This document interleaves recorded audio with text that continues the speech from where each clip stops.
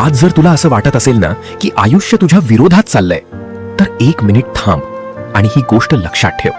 कधी कधी ब्रेकडाऊन हा शेवट नसतो, तो तुझ्या नवीन व्हर्जनची सुरुवात असते. मी सूर्या आणि मला माहितीये तू सध्या टायर्ड आहेस, फक्त शरीराने नाही, मनाने. रोज उठायचं, फेक स्माईल द्यायची, मी ठीक आहे म्हणायचं आणि रात्री पुन्हा स्वतःच्या विचारांमध्ये हरवून जायचं. लोकांना वाटतं तू वीक झालायस, पण खरं सांगू, वीक माणूस इतकं सगळं सहनच करू शकत नाही. तू अजून इथे आहेस, अजून फाईट करतोयस, याचा अर्थ तुझ्यात अजून आग बाकी आहे. आणि ऐक, आयुष्यात काही लोक तुला सोडून जातील, काही वेळा मेहनतीनंतरही रिझल्ट मिळणार नाही, काही रात्री अशा येतील जिथे तुला स्वतःचाच आवाज भारी वाटेल. पण ह्याच मोमेंट्समध्ये तुझं कॅरेक्टर तयार होत असतं, कारण कम्फर्ट झोनमध्ये लेजंड्स तयार होत नाहीत.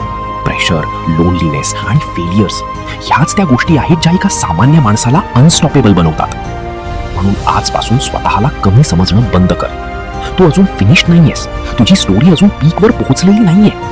आणि लक्षात ठेव, सूर्य रोज मावळतो, पण दुसऱ्या दिवशी पुन्हा त्याच ताकदीने उगवतो. तू पण तसाच आहेस.